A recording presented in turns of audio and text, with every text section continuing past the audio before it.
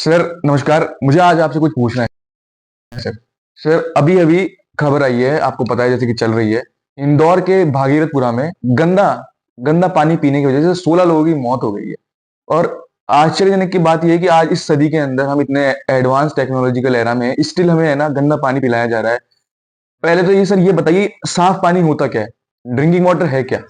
सबसे पहले drinking water जो कहते हैं, गवर्नमेंट ऑफ इंडिया की स्पेसिफिक गाइडलाइन से ड्रिंकिंग वाटर कहते हैं जो भी ह्यूमन कंजप्शन है और कुकिंग के लिए पानी सप्लाई किया जाता है, किसी भी मीन से किया जाता हो, चाहे वो ट्रीटेड हो अनट्रीटेड हो, तो उसे ड्रिंकिंग वाटर कहते हैं। इसके बहुत सारे स्पेसिफिकेशंस हैं।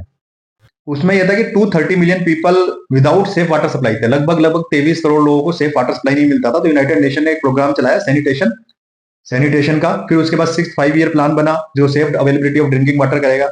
इसी तरह गवर्नमेंट ऑफ इंडिया इंडिया ने उसको फर्स्ट रिवीजन किया था, जिसमें ड्रिंकिंग वाटर सप्लाई के लिए टारगेट रखे गए थे। 11th 5 ईयर प्लान में जो 2007 से 2012 में आया, उसमें अप्रोक्सीमेटली 2.17 लाख ऐसे हैबिटेशंस थे या ऐसे एरियाज थे जहां पे ड्रिंकिंग वाटर सप्लाई नहीं होती थी। और उसमें से हाफ अफेक्टेड थे, जिसमें से आयरन ज्यादा था, फ्लोराइड ज्यादा था, सैलिनिटी ज्यादा थी, नाइट्रेट एंड आर्सेनिक ज्यादा थे। इसके अलावा लगभग लगभग 10 मिलियन केसेज ऑफ डायरिया, 10 के लगभग लगभग 1 करोड़ लोग इससे अफेक्टेड थे। लगभग 7.2 लाख लोग टाइफाइड के केसेस ड्रिंकिंग वाटर की प्रॉब्लम की वजह से होते थे।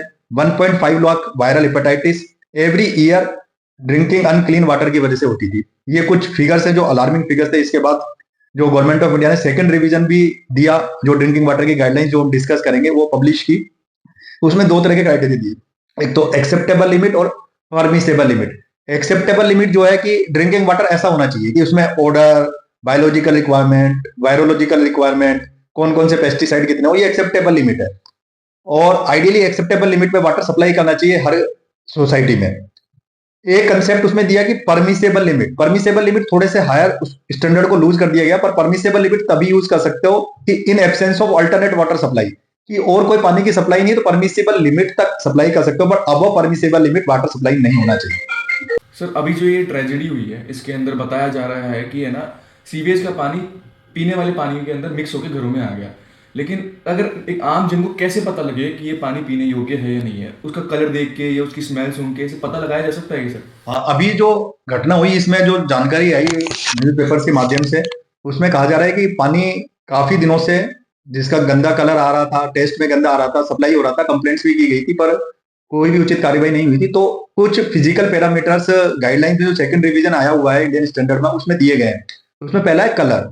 कलर को यूजुअली नापा जाता है हेजन यूनिट में। अब हेजन यूनिट की जो एक्सेप्टेबल लिमिट रिक्वायरमेंट है 5 है, कि 5 से ऊपर सप्लाई। परमिसेबल लिमिट है 15, तो 15 से ऊपर अगर वो हेजन यूनिट जा रही है तो उसको सप्लाई नहीं करना चाहिए। ओडर ओडर का मतलब बदबू आना, कुछ भी आना, तो वो क्लियरली विजिबल होती है, एग्रीबल होनी चाहिए कि आपको बदबू नहीं आ रही है। सेम है फॉर एक्सेप्टेबल लिमिट और परमिसेबल लिमिट। फिर इसके बाद पानी का एक पीएच वैल्यू नापी जाती है जो 6.5 टू 8.5 के बीच में होनी चाहिए हमेशा। ये भी सेम है जो एक्सेप्टेबल लिमिट और परमिसेबल लिमिट में। एक होता है टेस्ट। टेस्ट भी एग्रीबल कंडीशन में होना चाहिए दिखने में, के अलावा टेस्ट में भी गंदा टेस्ट नहीं आना चाहिए। उसका टेस्ट तभी किया जाता है तब ऑर्डर वगैरह नहीं हो, उसके बाद ही टेस्ट वाला टेस्ट चेकिंग की जाती है। इसके अलावा एक होती है टर्बिडिटी। टर्बिडिटी को एनटीयू यूनिट में नापी जाती है।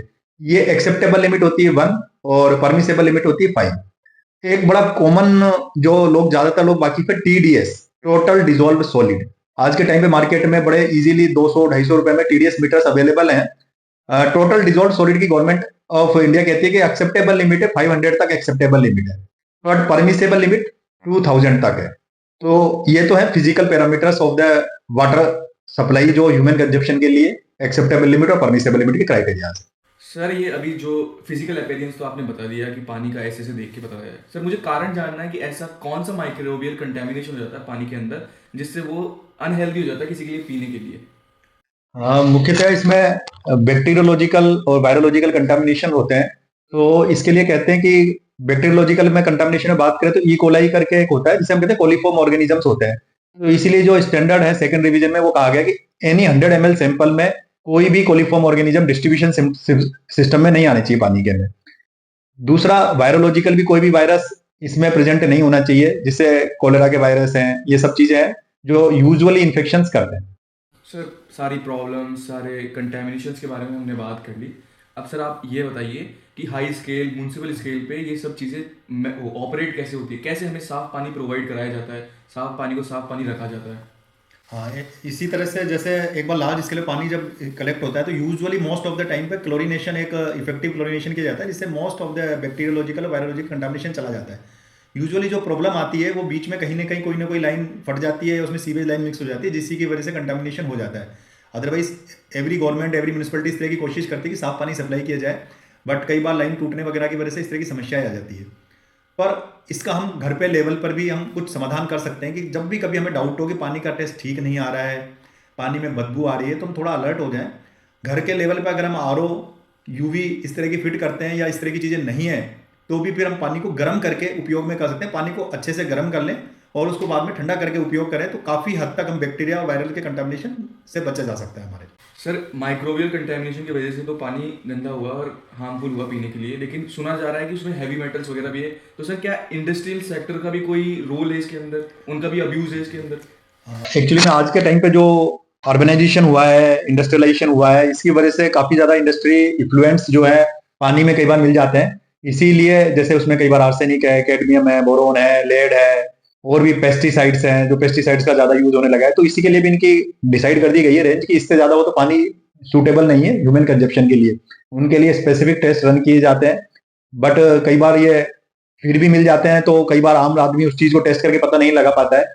तो इस तरह के कुछ हैवी मेटल्स हैं जिनको हमें पानी पीने के लिए सुटेबल नहीं होते। Okay sir. सर बहुत बहुत थैंक यू, आपने इतना अच्छा वास्ट इसके बारे में नॉलेज दिया, ठीक है, लोगों को बहुत मदद होगी। मैं अपेक्षा करूंगा कि ऐसी और वैल्यूएबल वीडियोस हम आगे बनाते रहेंगे कि लोगों को इन जनरल सेंस में पता है क्या चल रहा है, क्या करना है, क्या नहीं करना about health. Thank you sir. Thank you, नमस्कार।